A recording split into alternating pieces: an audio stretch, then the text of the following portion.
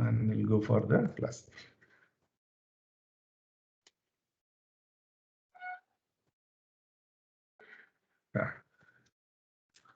Good morning. We are about to finish our this lateral dynamics module. And last class we were looking at what do you mean by transient response of second order system, and what is an advantage of having transient response. So transient response is quite useful for characterizing your system, your physical system, and it is quite useful for to characterize the performance of your system, right? And the transient response is what is also can be looked at a quality measure of the system. So though we are intended to get the physical system to operate on the steady state expectation, but to reach the steady state expectation, there is a small duration wherein you cannot avoid this transient response of the system. And those transient response is what is exploited by researchers as a quality measure of your physical system. So this statement of my understanding of significance of transient response, we are going to look at today an important topic called 4-parameter evaluation method of lateral transient response. So this title is what is the title of the paper by Titsushi Mimuro from Mitsubishi Motor Corporation. So this is one of the pioneer paper of this vehicle dynamics field.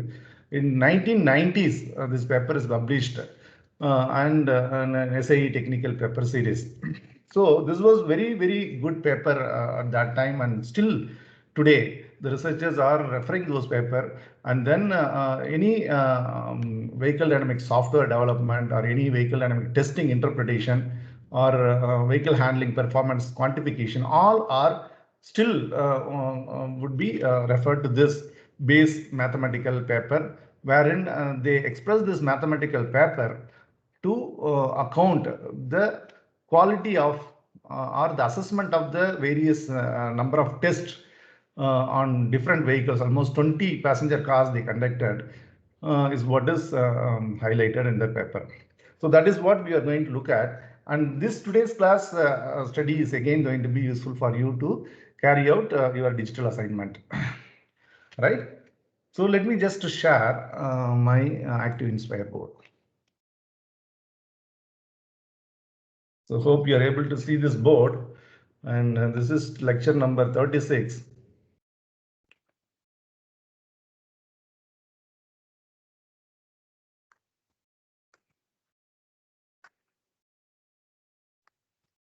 Today's date is 30th April, 30/04/2021. There is some problem with my stylus pen. So what is that we are going to look at is there are 4 parameters. Basically, this paper with an objective of explaining whatever our intuitive feeling of your vehicle handling of the passenger car. For example, what would be the objective that we look at any vehicle as far as its lateral dynamics aspect is concerned? So if I ask you that question, you would say that that would be, one is what is the ability of the vehicle during its handling. Another one is what would be the tendency of the vehicle. So these are the two important performance or important lookout that every driver or every researcher who is working for a vehicle development process. So what I mean by that, one is vehicle handling ability.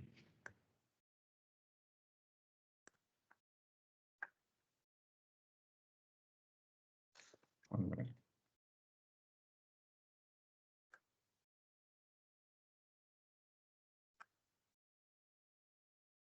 Vehicle handling ability.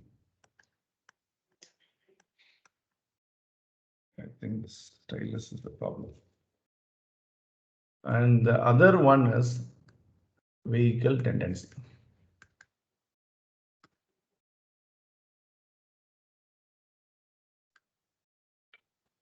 So what do you mean by vehicle handling ability? Vehicle handling ability is concerned with the handling performance. If I drive my vehicle and I drive at high speed that I need to negotiate a car.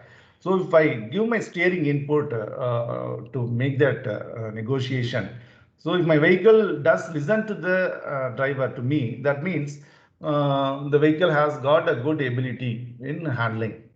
So that means what? It should be easy to get into the car as it is expected for the input, and it should not delay. It should not be so, no. It should be quick enough to get into what is that is expected. So if you look at your vehicle from the top view, what is that is describing physically your yaw motion of the vehicle. So your orientation change of your vehicle is what is very, very responsible. So if you have a good responsiveness of change in this orientation and you are able to have a control, or in case if it is required to correct, you are able to do so, then the vehicle has got a good handling ability. So that is what we mean by handling ability. So what do you mean by vehicle tendency? That refer to a distortion of the vehicle. So what do you mean by distortion of the vehicle? Say I drive my vehicle at a particular speed and it has got a good handling ability. If the same vehicle is driven at much more higher speeds, maybe suddenly the vehicle tendency, which should be of understeer tendency, can change into an oversteer tendency. So the tendency changes what is referred to the distortion of your vehicle, right? So if it is changing into oversteer tendency, what would happen? The vehicle correction steering is required. So counter steering is required in case to maintain the course of your drive. So this is all what is referring to vehicle tendency study. So these two tendencies of the vehicle, if I am able to predict, if the researcher is able to predict by conduct of experiments or by conduct of numerical studies or by means of some mathematical model, that is what we refer to handling dynamics part, right? So if you look at this researcher, who is that? It's Titsusi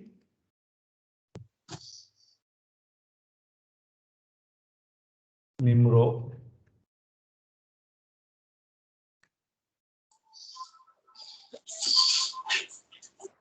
Titsusi Mimuro from Mitsubishi Motor Company, right? So he is that along with his fellow researchers have carried out 4-parameter evaluation method. So what are those 4 parameters? Those 4 parameters are there's some disturbance. See, you can mute yourself, and then if you have doubts, you can raise your hand and ask. Kishan Kumar,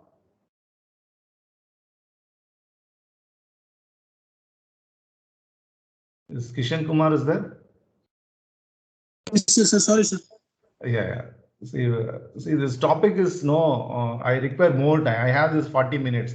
I had to fight with my thought process and deliver. So, if you are having genuinely any doubts, you can just call me and then I would explain. Otherwise, no, cooperate with this delivery of my lecture.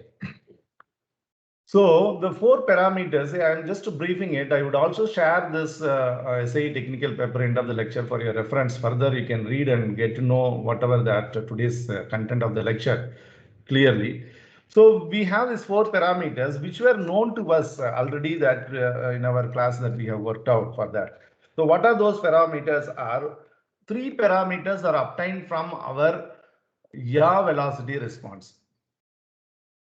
So you know what is yaw velocity response. So yaw rate, the orientation change in the top view for the vehicle as function of time, whatever is the change, is what is yaw velocity response. So this is one. Another one is lateral acceleration response, AY of t, lateral acceleration response. So if these two responses are there, I would extract 3 parameters from this response and another parameter from this one response, and the average value of these parameters are marked here on this scale. Right. So when I say average parameter of this Mimuro has conducted many experiments on number of vehicles. Almost 20 vehicles they have taken. They have varied the vehicle stability factor. They varied. So when I say vehicle stability factor, you know what is stability factor. So stability factor is what is similar to an understeer gradient, which is obtained on your steady state gain value, steady state motion governing equation. Understeer gradient can also be expressed as steady state or stability factor when you look at your characteristic polynomial or characteristic equation what we have written for stability analysis. So that K3, which is already we have derived, right, which is primarily dictated by mass of the vehicle, mass moment of inertia of the vehicle, and vehicle dimension, wheelbase, forward speed, and tire cornering stiffness values. So we will look at those equations. So so that is what is K3. So varying this K3 of the vehicle or the 20 vehicle they have chosen, each vehicle has got its own K3 value. If K3 value is positive, you say it is of understeer tendency vehicle. K3 value is negative, then you would say that is of oversteer tendency vehicle.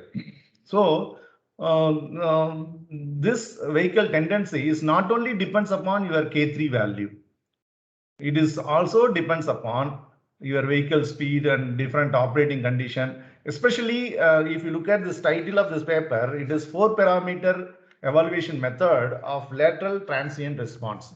So why it is called lateral transient response? There is a test conducted.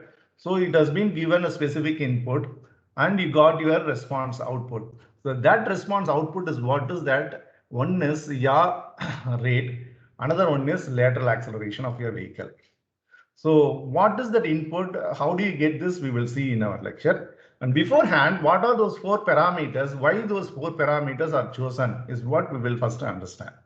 So for that, 3 parameters from this yaw velocity response and 1 parameter from lateral acceleration response is considered. So what are those 3 parameters? One is steady state gain of yaw velocity. So that is referred by letter A1, which is taken on this left axis, horizontal axis. Another parameter is frequency of oscillation of yaw velocity or yaw motion. So this yaw frequency, yaw natural frequency is what is taken on y-axis, positive vertical axis. It's not positive axis, negative axis. There are 4 axes keeping this point as center. So you have one axis referring for one parameter. And what is that is marked on that is an average value of these parameters is marked for a chosen vehicle from the test data that you get. So this is Fn.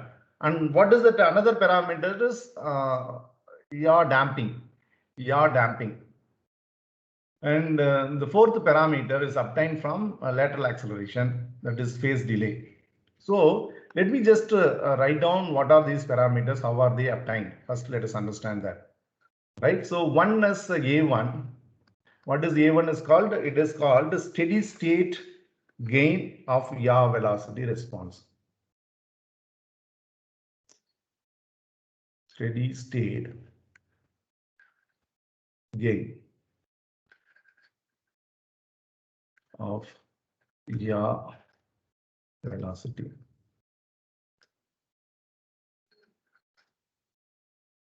response. So what is that? We have already seen that in our previous lecture. We have yaw velocity gain, steady state gain, which is given by for a steering input delta. So this delta can be your steering wheel steering angle if you divide this entire term by your steering ratio. Otherwise, you can consider the steering angle as a steering of wheel, right? Tire wheel assembly steering angle. So this at s tends to 0 is what you get is what is steady state gain, which is function of forward speed, wheelbase, and 1 plus k3 u square, k3 u square. So in this, what is K3 is stability factor.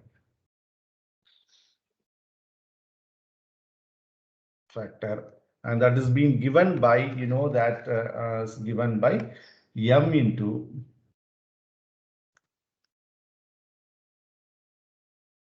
into see my stylus pen problem, m into b into c alpha r minus a into c alpha f,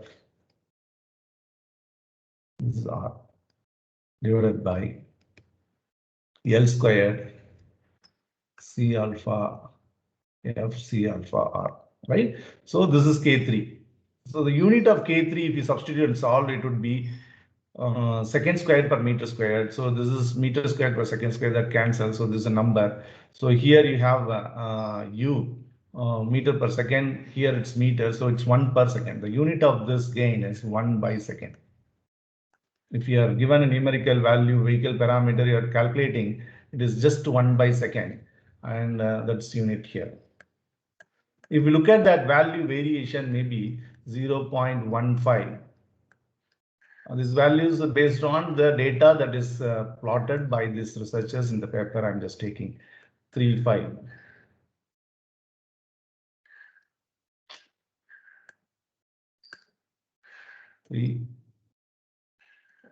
0.45 and so on. So this would be some practical value of the steady state gain. So what does this physical meaning of steady state gain?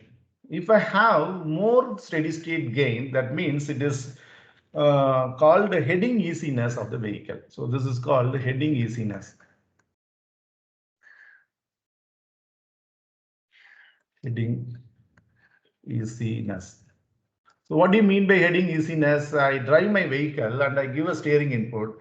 If that vehicle goes quickly into the course, that means heading easiness. So I should not give more steering input, or no, then it becomes sluggish. So more understeer vehicle would be requiring that. So when I give an input steering, my vehicle yaw velocity response should be such that it should attain its requirement. So the more the value of steady state gain referring to heading easiness of the vehicle. So that is one of the parameters. See, though these individual parameters has got its own significance, looking at them collectively is going to help us to have an estimation proposed by Mimuro for vehicle handling, ability of the vehicle and tendency of the vehicle to objectively to quantify. Why I make the statement objectively? There is also called a subjective evaluation of a vehicle. So there are test expert drivers are there. They would conduct different test handling test on the vehicle. So they thoroughly exploit your vehicle by giving very tough inputs. It's not only a simple input like a pulse steer, what is considered in this paper, that is to characterize your vehicle, right? But you can also give no very tough inputs, unpredictable random steering input, or you use sinusoidal input. No, you see there are videos available in YouTube. What are the different tough handling tests are done? How the vehicle is evaluated subjectively. There are juries, so they do drive and then they would come and say this vehicle is good, this vehicle is not good, this vehicle is having good control of my steering input. Like that, no, the jury would say. So when they say the subject evaluation, the researchers or the test engineers, workers, that to support their recommendation through their analytical way. Why this vehicle is better is what is the comment given by the jury. That is what is objectively by quantitative means you have to support it. So that is that task. One such task is what is this Mimuro metric plot, which is basically a rhombus. So I have these 4 parameters, average value from the test results are marked. I would construct a rhombus and that rhombus it would be a rhombus if all 4 sides are equal, right? It is not necessarily that way it should be. That's what is called a distortion. That's what is called a distortion.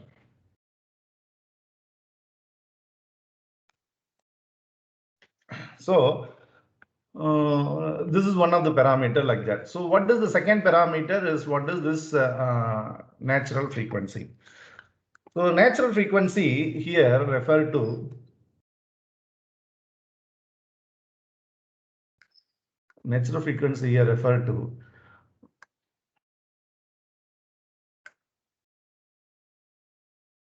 of yaw velocity, natural frequency of yaw velocity.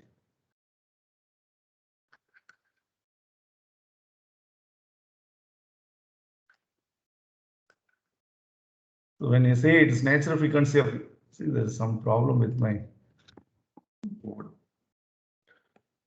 Natural frequency of yaw velocity. So this refer physically, what do you mean by that is, what is the natural frequency? There is an associated time period, right? If damping is present, the frequency is not, the vibration is not natural by natural frequency. Of course, it is influenced. It's called a damped natural frequency. That is what we were looking at in the second order system parameter. We were looking at it. So one such an important parameter is this natural frequency, and this natural frequency is going to be given by its time Tp. So that would be equal to 1 by Fn. So this is smaller the time, that means it is very responsive.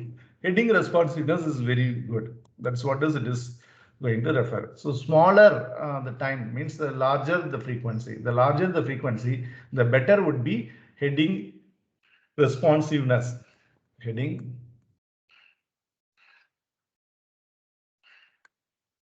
responsiveness.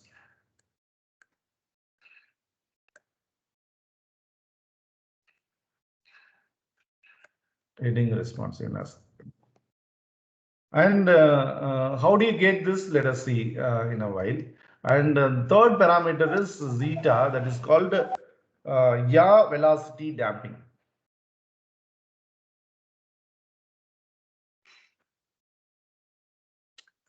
Yaw velocity damping. So what do you mean by damping? If damping is present in the system, you would minimize the oscillation that are present in your system. So when I drive my vehicle and I give a steering input, if my vehicle has got a good handling responsiveness, that will quickly get into my yaw motion, and it would be having handling easiness, right? So handling responsiveness, when I say that's related to your settling time also, you can see the oscillation is present when before it reaches to the steady state. Before it reaches to the steady state. So we have seen that when I give a step input to the system and my vehicle has to listen to that quickly, that means when it is possible, when I have my handling or heading responsiveness is good in the system. And equally, I should also have my damping present in the system. If damping is not present in the system, the oscillation will continue. So when I make a turn, if my leading end of my vehicle is like oscillating like this, that's not a preferred vehicle. So that would irritate our driving. So we should not feel that. That's why there should be some sufficient damping should be present. And the damping is called the yaw velocity damping is because I do not want a yaw oscillation. Rather, I should have a necessary yaw velocity alone. So that the orientation can be quickly changed, right? So that is the expectation from this. So the physical meaning can be represented for this as a coarse convergency is what is possible by having a sufficient damping present in the system. That's called coarse convergency.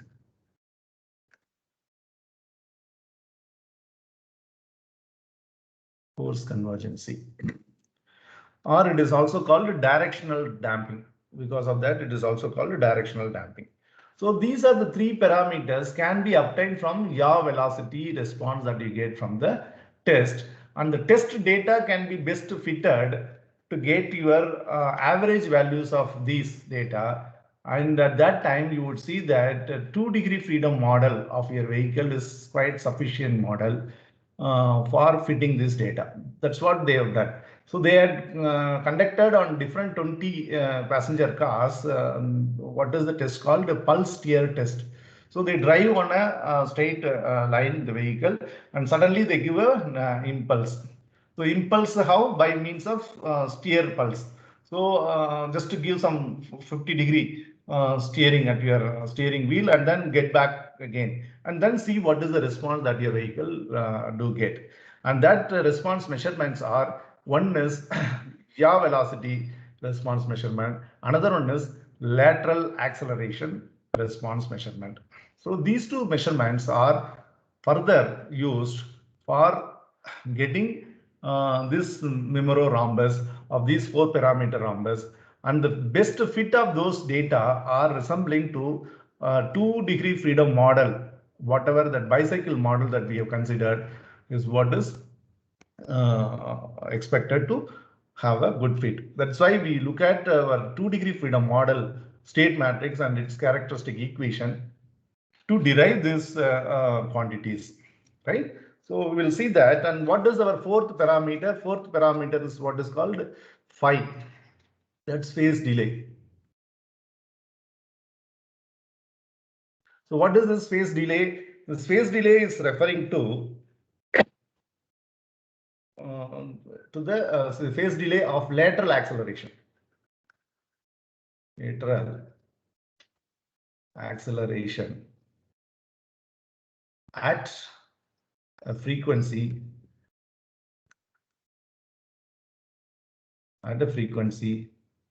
of 1 hertz. 1 hertz.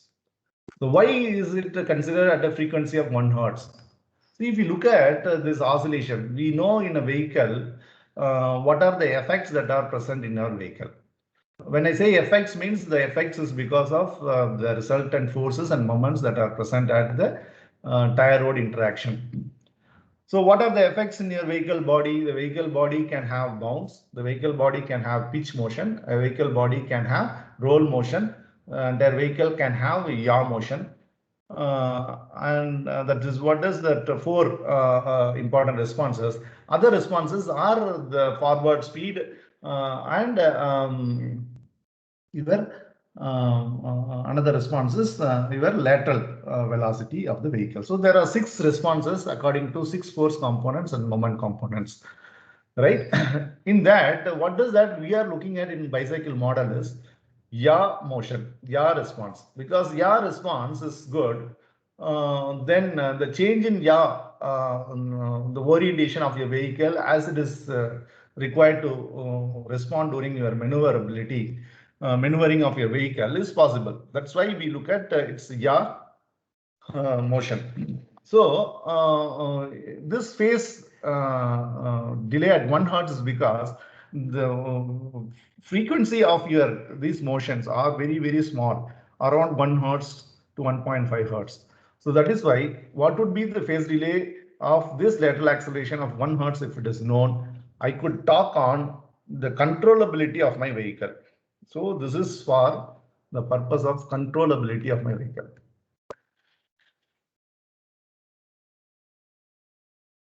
What do you mean by this phase delay? If phase delay is very small, that means the lateral acceleration is quickly achieved so that the necessary lateral force can be developed in your vehicle for your cornering. If phase delay is more, what do you mean by phase delay is more? You give your input and the response of your lateral acceleration is too much delayed. That is what is phase delay. So your lateral acceleration response, and you as you give your steering input, immediately lateral response you may not get. There will be a phase delay, and that phase delay is smaller, then it is better. Better I would be able to control. Especially when your vehicle is changing the tendency from understeer to oversteer, you require to counter steer. You have to reduce your steering. So when you are doing that reduction in steering, when it is almost at the edge of critical speed, your vehicle is driven, then it is able to be controlled. If your vehicle, of course, is going beyond your critical speed, there is absolutely no possibility of your stability of your vehicle. Because without any steering input, the vehicle motion become arbitrary. That we have already studied. We are very much clear with those physical phenomena that takes place in your vehicle. When a vehicle is of oversteered vehicle, but the speed is not reaching to a critical speed, you can easily correct your steering through giving a counter steer to maintain your vehicle on the course. So that would be easier for you if your vehicle is controllable. So how do you say the vehicle controllability is ensured if we have this phase delay of lateral acceleration at 1 hertz, frequency of 1 hertz, if you get a smaller value, that is possible. So these are the 4 parameters and their physical meaning, and these 4 parameters to get what are the tests conducted, how are the responses are obtained is what we will quickly see now. The test conducted is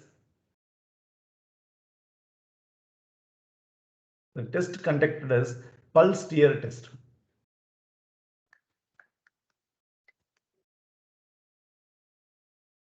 Pulse steer test. So what do you mean by pulse steer test? The impulse test is something which is very common in spectral testing procedure, in laboratory testing procedure to characterize any mechanical system. See, if I have to find out the natural behavior of my rim, which is fit into my tire wheel assembly, I just hang my rim freely using some flexible cards, and I excite with the known impulse the rim, and I get the response closer to that as well as at various locations in my rim.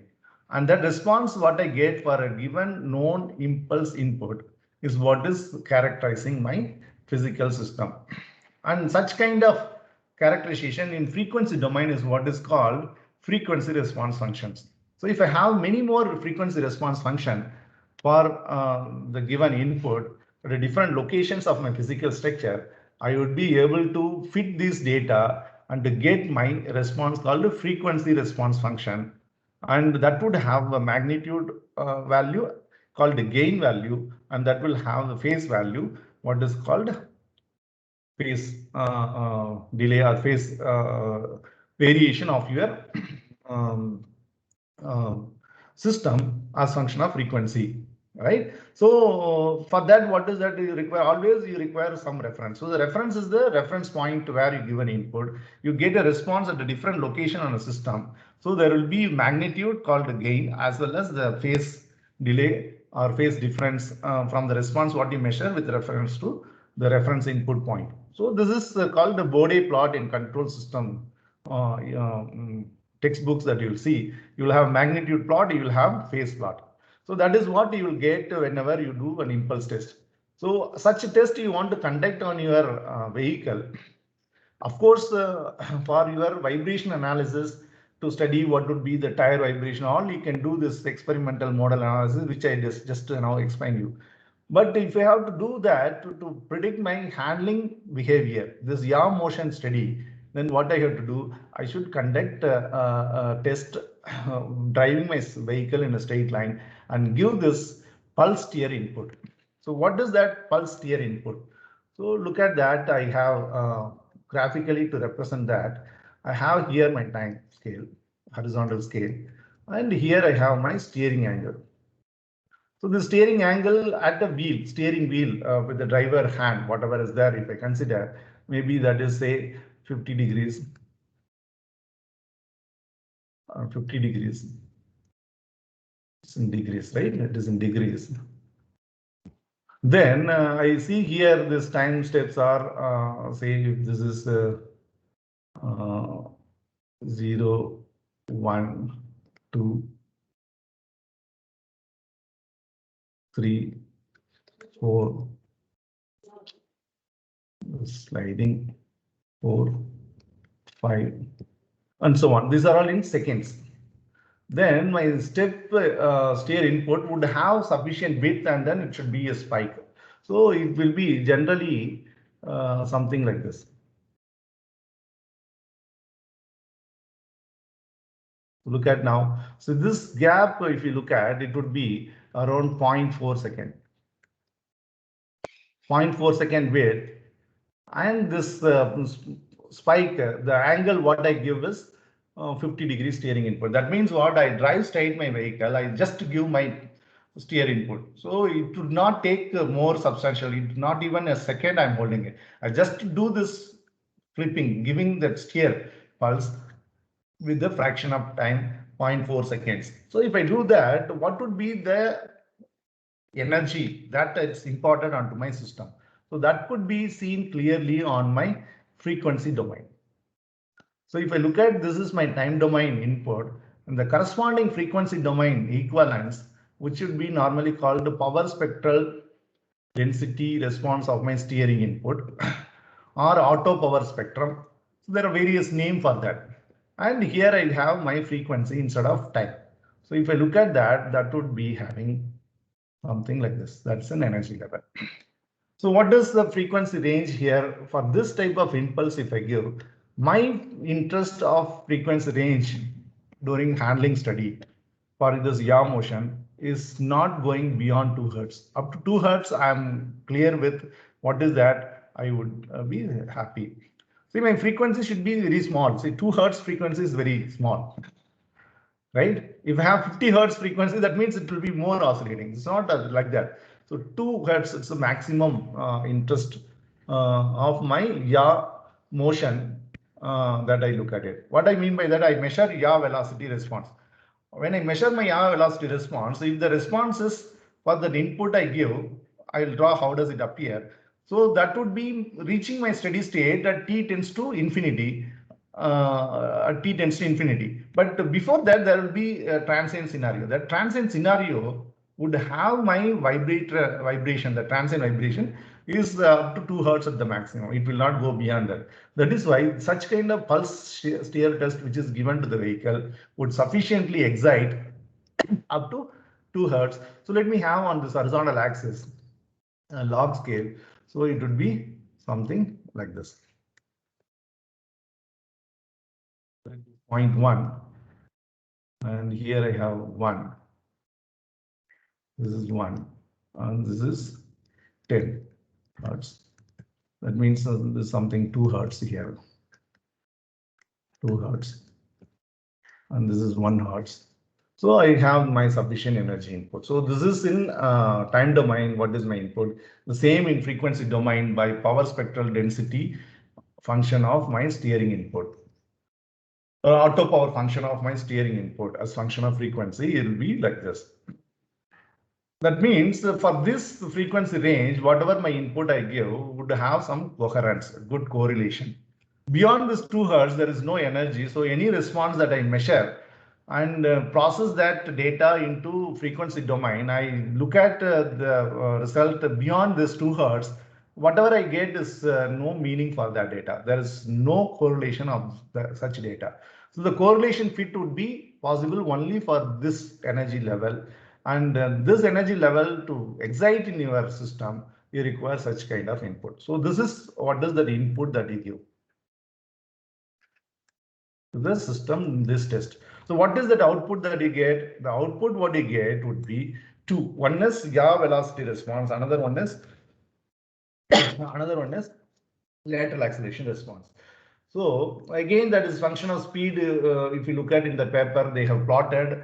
They made a curve fit of that. So those results can be expressed through a Bode plot. So when I say Bode plot, I would have two horizontal axes. One is for magnitude. So as function of frequency, both axes. One is for magnitude called gain. So what is this gain here is yaw velocity gain. So yaw velocity gain for an impulse input, So R by delta, you could say, where this delta given is an impulse input, what is shown here. So this gain value is what you get in a frequency domain, something like this. It will go, and if this is of 1 hertz, this is 0.1 hertz. This is 0.5 hertz somewhere here, and it is in the long scale, so you know how does it vary. So maybe this is 2 hertz. So you would have your gain value, something it goes like this and comes. So this is your yaw velocity gain. And if you look at the phase here, phase variation, the phase variation would be from 0 phase. this is zero value. Zero value, say here it's around minus 150 degree phase.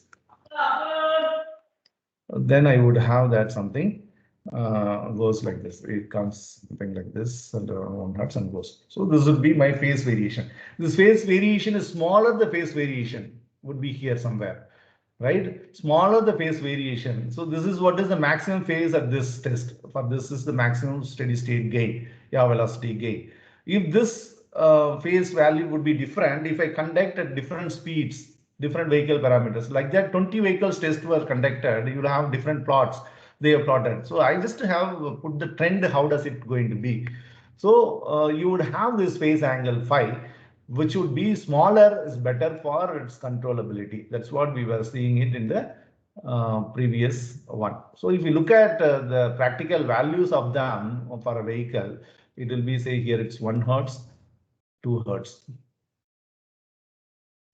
And in this, if you look at, you would have this value varies from 0.3 to 0.32 from 0.7 or 0.8, right? That is the damping value.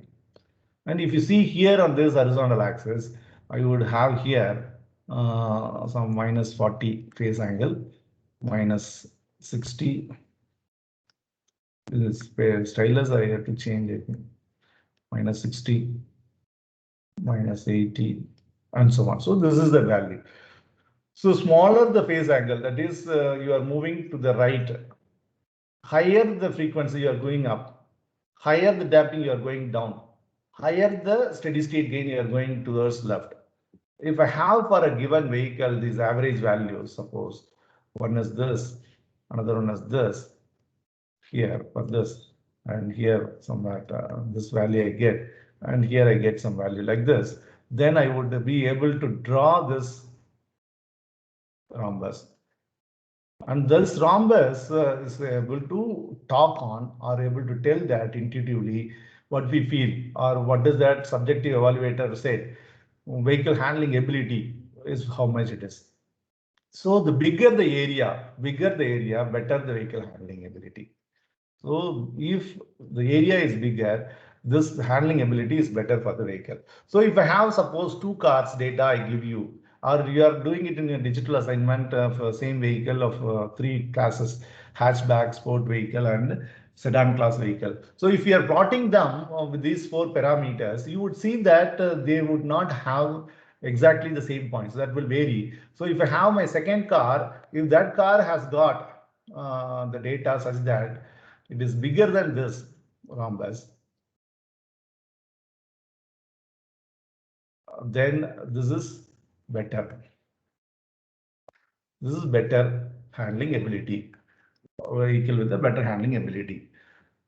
Right? That is the meaning. The bigger the area of the rhombus, the better the vehicle handling performance. So what is vehicle tendency? If you look at, instead of area become bigger, if I take the same vehicle, right? Again, itself I plot. If I take the same vehicle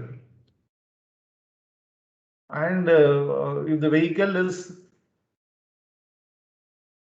having its steady state values,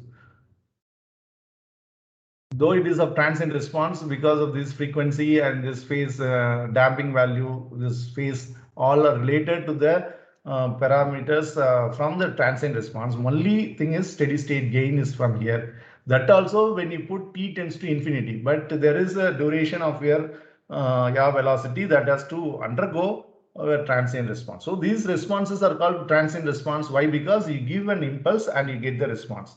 You're not giving unit step input. There is also a step steer input test in your vehicle.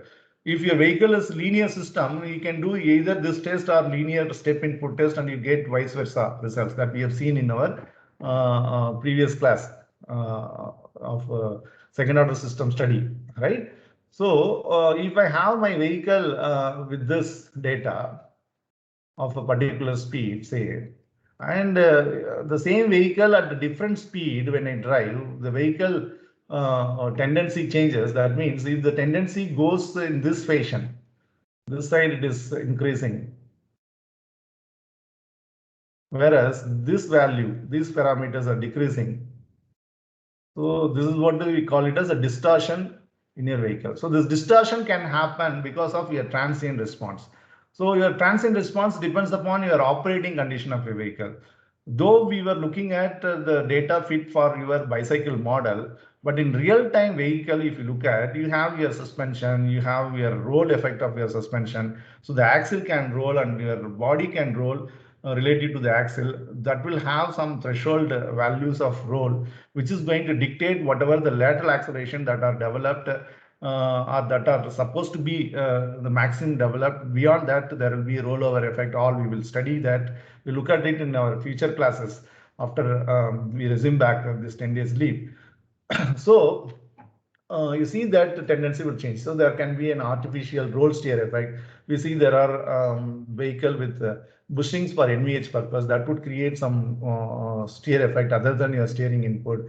And we do not drive our vehicle in steady state. Suddenly we accelerate or brake during our cornering. That can be a transient scenario. There are various transient effect that can be present in your full vehicle. If you are modeling your full vehicle, that is where they also have proposed their Adams full car model of 80-degree freedom model at the end of the paper, where you would be able to have virtual experimentation possible. You can map these test data, or you can similarly conduct on a full vehicle and try to get these responses, and that would be almost same as that of a real vehicle. So that is where you see these Adam software, or now popular car sim softwares, all are developed. So those softwares you can have a virtual testing on your vehicle. So when you have such kind of transient response comes, originally your vehicle rhombus of these four parameters A1, 5, Fn, and zeta, that would distort now in this fashion, that refer to an understeered, more of understeered tendency of the vehicle. On the other hand, if it happens that the distortion is in this fashion,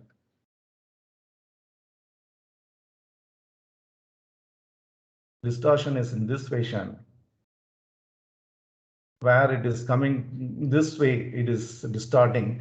That is referring to the vehicle getting into an oversteer tendency of the vehicle.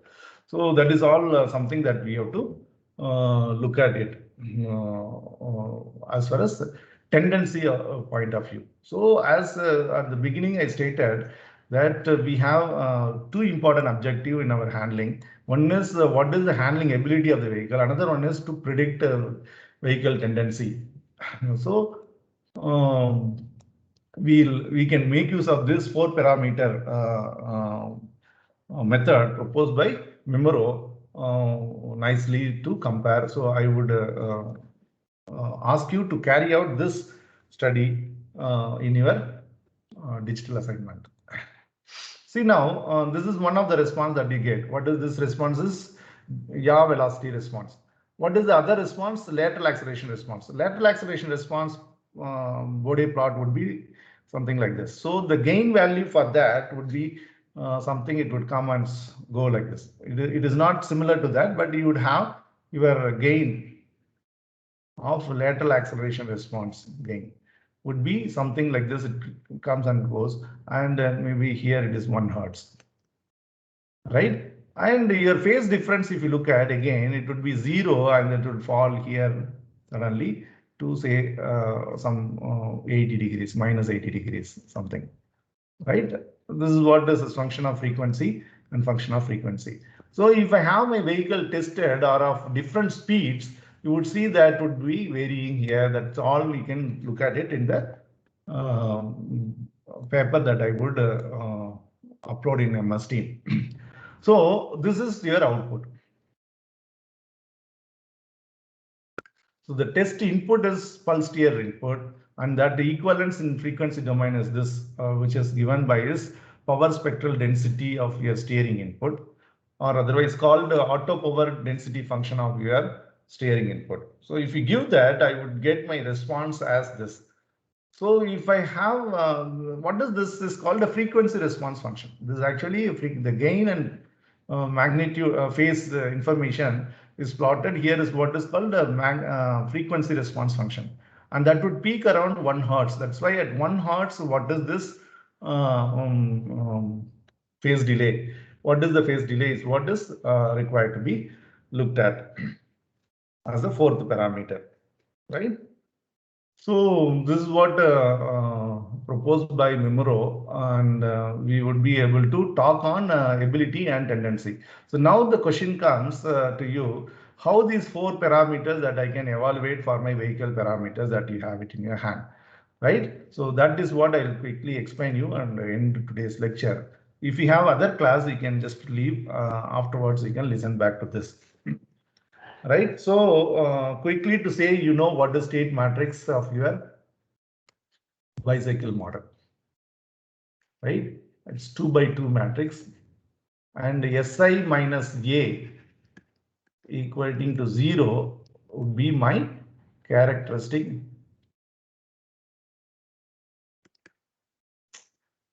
polynomial, characteristic equation. Right. So you are able to find out now this characteristic equation. If I have, what are these elements that is there in our previous lecture, we can just look at. Those are vehicle parameters. So Si minus A determinant, also 2 by 2 matrix determinant, and you are equating to find the determinant equating to 0. It will give you this characteristic equation. So what is that equation? Only, right? S squared plus Iz plus Iz plus ma square into C alpha f plus Iz plus mb square into C alpha r sorry by Iz mu into S. So these all are the coefficient of this plus the constant term L square C alpha f C alpha r by Iz mu square into 1 plus K3 u square. So in this K3 is stability factor. So this is what is the characteristic equation that I get. So since it is 2-degree freedom system and referring to second order system, we have looked at in our previous lecture the standard characteristic equation of the second order system can be expressed by S squared plus 2 zeta omega n S plus omega n square equating to 0. So this is your standard second order system characteristic equation, where your second order system to be looked at as a vibratory system, underdamped vibratory system. So your yaw motion, of course, in our vehicle, we do not have a vibratory system that is not being felt by us because of these parameters are so carefully present that comes in, so that you don't feel that vibration during yaw motion. Yaw vibration is don't feel that quickly it will settle down. The settling time, whatever that we have seen, is so quick enough, right? But however, we can compare this characteristic equation of my bicycle, of our bicycle model, with this generic equation. So this is equation 1 and this is equation 2. So now you look at what is omega n squared is given by this. Is given by this. So you can just get what is your natural frequency. So this omega n would be now this term. So that is here L squared by u squared. So let me take L by u out, and I would have inside C alpha f r into 1 plus K3 u square by Iz product of mass, moment of inertia and mass, Iz into m under root. So this is my omega n, so that I can find my natural frequency as this way, omega n by 2 pi. Omega n by 2 pi. Yeah, just 2 pi f is what is omega n. So I have got here omega n. I need this Fn in hertz in my plot. So this is my second parameter that I can find out from my characteristic polynomial equating to 0 called characteristic equation, which is there for your vehicle, all three vehicles. Now, how do I get my zeta? That's very clear that I can again use this equation 1 and 2 to get zeta. So comparing the second term, S coefficients in both, I have 2 zeta omega n is what is given by this Iz plus ma square into C alpha f plus Iz plus mb square into C alpha r by Iz mu. So I can divide this by zeta would be, so this entire term into 1 by 2 omega n. So omega n I have here, so I can substitute. I will be able to have my expression for omega. So that is, so this is the equation 3 and this is equation 4. So equation 4 gives me my third parameter. So next the question comes, how do I get my phase delay at 1 hertz of my lateral acceleration response? So how do I get that? We have again done that in our previous lecture, steady state gain. So lateral acceleration gain, right? So lateral acceleration gain A by delta at S tends to 0 would have has given us a steady state gain. So how did he get that? Actually, this A by delta is given by S lateral velocity response for the given input plus Ru by delta. So this was our thing. So V by delta and R by delta can be obtained by using Cramer rule, you remember. So what was that Cramer rule? I have my denominator polynomial determinant. Characteristic polynomial is what is in denominator, its determinant. And here I would have a determinant where it is V by delta. That means my bicycle model, two responses of state variable. What are those? What are those variable? V and R. So V by delta, when I have to take my first column replaced by input vector and my second column as it is of my A. So one determinant and another determinant would be into S. Here S. And again here this would be R by delta. That means second column should be replaced by my input of my state matrix and this. So I would have this. So substituting this, I would have my A by delta. S tends to 0 gives you the gain value. If I do not put that S tends to 0, I would have numerator polynomial and denominator polynomial. And if you work out that, I would have here also is a quadratic equation in numerator and denominator also I will get a quadratic equation. Hence it is proper transfer function. If numerator polynomial is less than the order of the denominator polynomial, if it is a linear function in numerator, then it is strictly proper transfer function, something that you've seen in our earlier lecture. So A by delta would be this. So I don't put S tends to 0 to get gain. I just put S A by delta so that I would get my two polynomials. I'm just going to write those values. I leave it to you to work out, but let me put those values here. So A by delta, I would get here as two polynomial. So one is Iz C alpha f u square it is, and see here S square quadratic. So this is S square.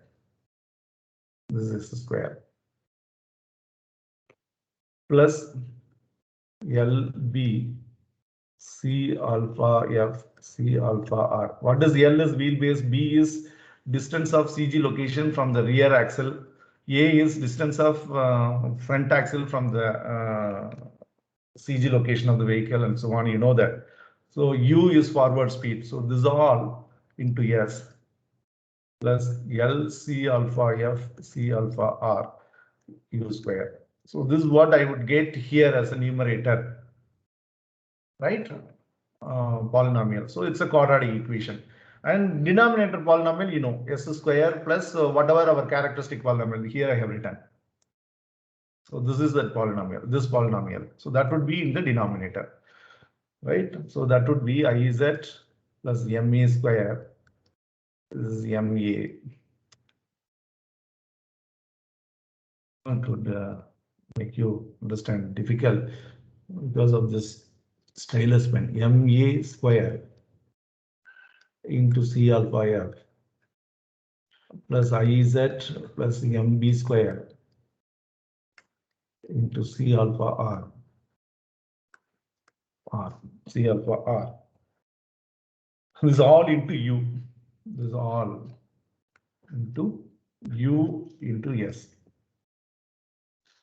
plus I'll have here L square C alpha f C alpha r into 1 plus k 3 u square. So this should be there in the denominator.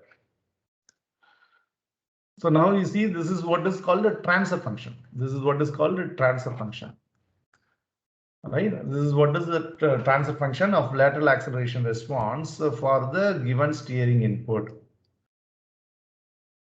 So how do I get, if I have my measurement as a time history of my lateral acceleration for the pulse steer input, if I take a Laplace transform of that, whatever I have is this. So how do I get my frequency domain function if I put instead of s tends to 0 to get gain, if I put s tends to j omega, I would get what is called a frequency response function. Frequency response function. And that frequency response function is what is going to give me a magnitude gain as well as the phase, so that I can find this phase delay. So when I put that, I would have here s tends to j omega if I substitute. So there's an s, there's an s squared. So this become real part and this become complex part, conjugate part. So I will have a complex numerator and complex number denominator. So I would have now that expression is like this: minus iz, this is bracket open, minus iz c alpha u squared omega squared plus L C alpha f C alpha r u square plus LB C alpha f C alpha r u into omega j omega is substitute. So yes, in place of that I put this. So this become a complex complex means imaginary part, and these two when I put here j omega squared, so j squared is minus 1 omega squared, so I would have this part here, right? So that's why this minus sign here. So this is my numerator complex number. Similarly, if I substitute here denominator, I will have omega n squared minus omega square. So you can see here what this omega is. I put j omega. So this omega can be varying. This omega can be varying is what in our frequency response function, right? It's in it is very exciting frequency. So the excitation frequency range of our interest is only up to 2 hertz is sufficient for this test. So this is my real part plus 2 zeta omega n omega j is what is my imaginary part. So if I have this as my ay by delta, so you can see there is a complex number z1 in numerator, z2 in denominator. If I have like this argument of z1 by z2, I can rewrite that z1 by z2. I can rewrite that as argue of z1 minus argue of z2. So that gives me my angle, phase delay. So phase angle or phase delay at 1 hertz to get this phi should be equal to theta 1 minus theta 2. Theta 1 minus theta 2. So theta 1 here is tan inverse of this complex number angle. So tan inverse of what is it? Imaginary part by uh, real part. So imaginary part is LB C alpha F C alpha R into omega into u omega, right? Into u omega divided by this part. So here, what is that I have? L C alpha F C alpha R u squared minus I Z C alpha F C alpha F. So this is C alpha F u square into omega square. So this would be my theta 1. So now if I substitute omega value here, I would have my theta 1. So for in this plot, if you look at here, this variation I have plotted, what is obtained here. So if I take any of my natural frequency here, I have to plot, say this is 0.3 hertz. So what is corresponding, how do I get 0.3 hertz here? It is related by this 2 pi f is what is omega. So if I have to substitute omega at 1 hertz, this is, so it's 2 pi. Omega is 2 pi, I should substitute, right? So if I substitute that here in this, omega is 2 pi, that is at 1 hertz equivalence, I would have in this expression, if I substitute omega as 2 pi, in this I get theta 1, and similarly theta 2 would be this, what is it, tan inverse of 2 zeta omega into omega n by omega n squared minus omega squared, right?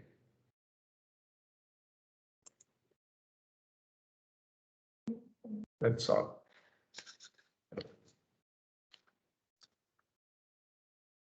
Any doubt in this? If you have any doubt in this, I can explain you.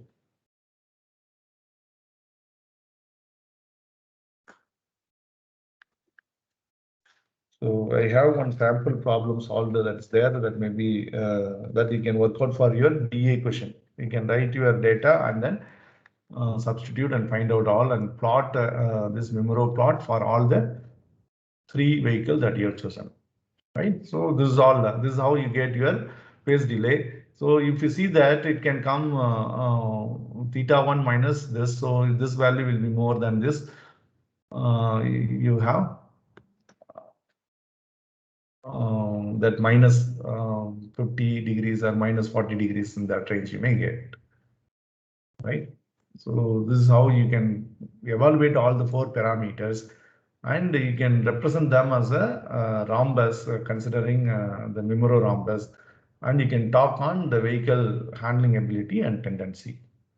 And this is called the metric for vehicle handling study obtained from transient response and very popular 4 parameter evaluation method to support your subjective evaluation through an objective evaluation, right? So this part of the lecture is completed. If you have any doubts, again, you can revisit this video lecture or you can ask me, I can explain, right? That's all from my side for this lecture. If you have any doubts, you can ask. Otherwise, I'll end the class at this point of time. There are 50 students present. Any doubts? Anybody? Ishan Kumar? Deepak Narayanan? Sai Sri Harsha?